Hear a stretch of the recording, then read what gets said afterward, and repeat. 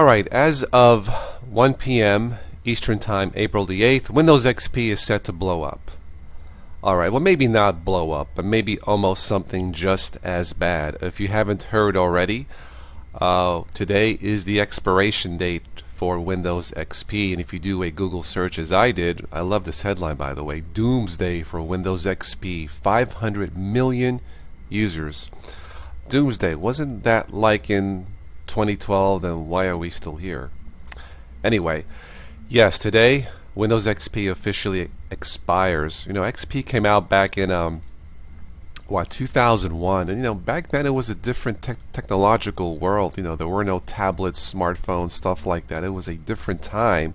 Of course, a lot has changed since then, and we were given a warning by Microsoft, I believe, as early as 2007 about the expiration for Windows XP. So we were given enough time, but yet there still are hundreds of millions of XP users out there. Understandable, because it still works. It's just outdated, and that's the problem. If you continue to use Windows XP past today, sooner or later you will be vulnerable to malware and hackers. Now, if I was a hacker, and I am not, I would probably wait a week, maybe a month, and then bam, after giving you a false sense of security, just hit you guys all at once with whatever malware I can come up with if I was a hacker.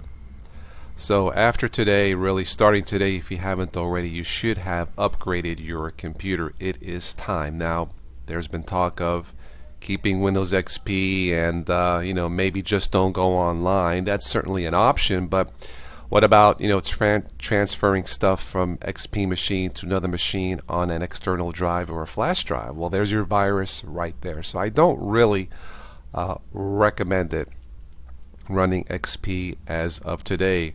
Really, you have a lot of choices. Chromebooks, you may have heard of Chromebooks. This is of course based off of Google's Chrome OS, based off of Linux, which means it'll be less vulnerable to malware. If you do most of your daily duties online, Chromebooks are a viable alternative. They are the #1 selling laptop on Amazon. Now, keep in mind, it's not Windows. Okay, you can certainly do a lot of the stuff online with a Chromebook as you would with, say, a Windows PC. But keep in mind, this is not running Windows.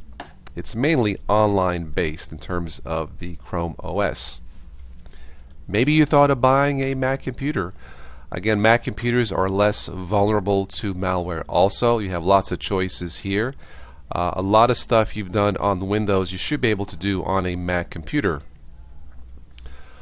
Alright, then maybe you've heard of Ubuntu computers or Ubuntu Linux. Again, this is based off of Linux, much less vulnerable to malware. Now keep in mind that again, it's not Windows. Some of the software is cross-compatible, like Firefox and Skype and stuff like that, but it is based on Linux and not Windows. So this may be an alternative for you. Search my channel in terms of running other operating systems such as Ubuntu, Linux Mint, and Zorin. Alright, maybe you thought about buying a Windows 7 machine. That's what I currently use. There are, of course, many choices out there. I am currently using a Lenovo computer. Very reliable in my opinion, and you can take a look at that here. Maybe you thought about just going in and buying the latest operating system machine, which would be Windows 8 or 8.1, and maybe you thought about a tablet. Those prices have come down. You can get a Windows 8.1 32 gigabyte tablet for as little as about $250. One thing about Windows 8 computers, I believe that Windows 8 is optimized for touch screen type of interfaces. So if you are buying a computer, say a laptop, I would recommend that it has a touch screen. Now, if you buy a Windows 8 machine that does not have Windows 8, you will get used to the interface, and you can download extensions to make it function like a Windows 7 machine, such as the Windows 7 Start orb, as you see here. It's not difficult, but once again, as far as Windows 8 goes, I would probably stick with a touchscreen type of interface. Alright, so those are your choices. I would not run Windows XP starting today. You really do want to say goodbye to Windows, Windows XP, and definitely not say hello to hackers. Alright, well that's it for this. If you have any questions or comments, leave them below in the comments section, and I will have links to all of this. That's it for this one. Thank you so much for watching and listening. Thank you for 4 years of Total OS Today. If you haven't already, please subscribe, and if you can, please consider a donation to help maintain this channel. This channel was created for all of you guys, you beginners out there who might be lost in the wonderful, expanding world of technology.